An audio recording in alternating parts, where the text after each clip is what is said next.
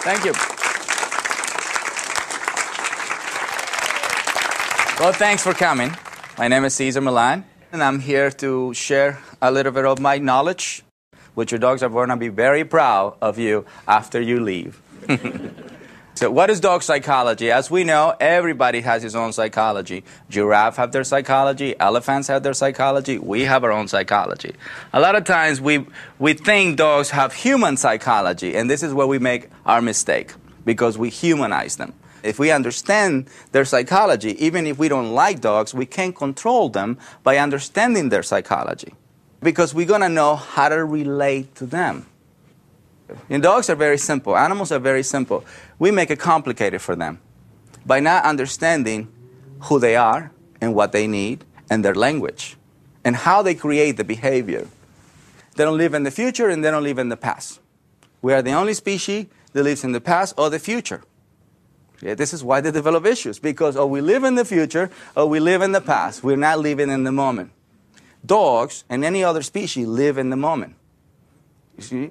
And some humans, when they have a dramatic thing in their life, they're going to now live in the moment. So meaning those humans who almost die.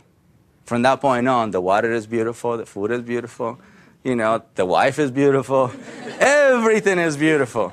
He's living in the moment. You see it? So one thing that I have learned from dogs is to live in the moment. So if somebody brings me a dog that just attacked a human, I don't see him as that. I see him as a dog who needs some type of help. But I don't see him as what he did yesterday, because he didn't premeditate that. This doesn't mean dogs are less than human or more than human. What I want to bring today is awareness. They're just different species. And if we don't fulfill them as a species, they're not going to be happy. They're not going to have a balanced, centered life. Here's what I want you to learn about dogs. Dogs as animals, dogs as a species, dogs as breed, dogs as personality, and my fulfillment formula. First, let's look at dogs as animals.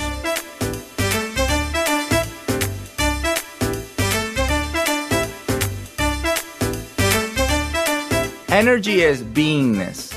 Who and what you are being at every moment. It's extremely important to understand that when you meet a dog for the first time, you must learn to share calm, assertive energy. So if you don't understand what a calm, assertive energy look like, you can watch Oprah. She is calm, assertive, right? So let's see dogs in their natural habitat without the human.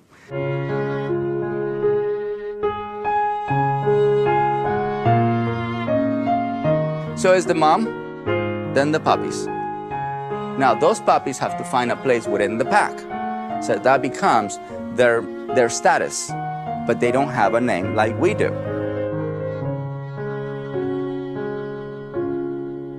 Now the pack leader, the mother or the male, is always going to project this calm, assertive way of being. They don't project nervousness, they don't project panic, they don't project tension. What they project is this calm, assertive energy. And this is one thing that is very common among all animals. Everybody in the animal kingdom follow calm, assertive energy. So regardless if it's a male or a female, it's the same energy. And the only time they get to meet emotional energy is when they come and live with us. We're the only species that follow unstable pack leaders around the world. I'm sorry, human. This is why they develop issues when they live with us.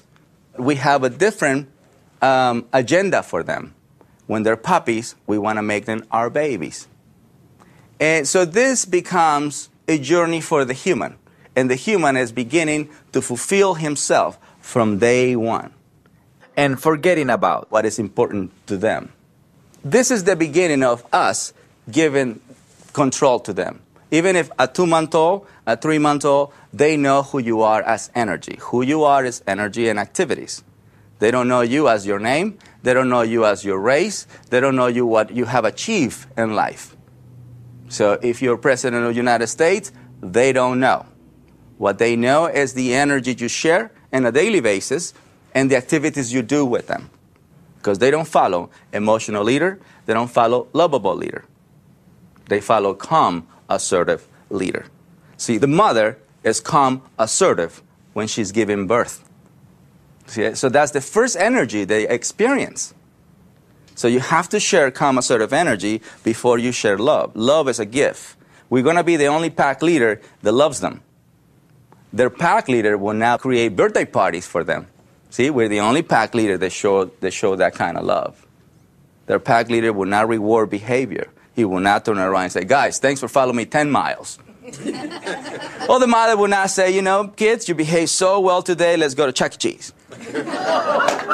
Dogs that live in America, they have shelter, food, and love.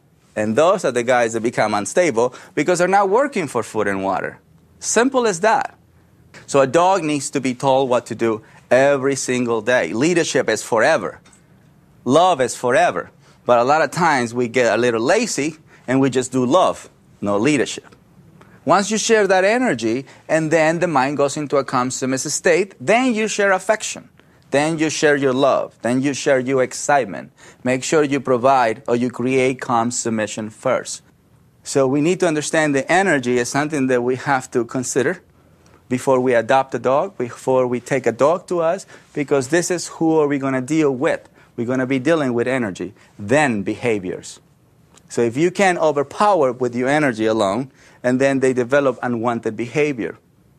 See it? Pack leader is energy. Pack leader is no sex. It doesn't matter if it's a male or a female. If the female is strong, she rules. Whoever owns 2 to 3 dogs, sometimes they own a very tough female, right? So it's not the sex, or it's not the male-female gender, as she is a dominant one.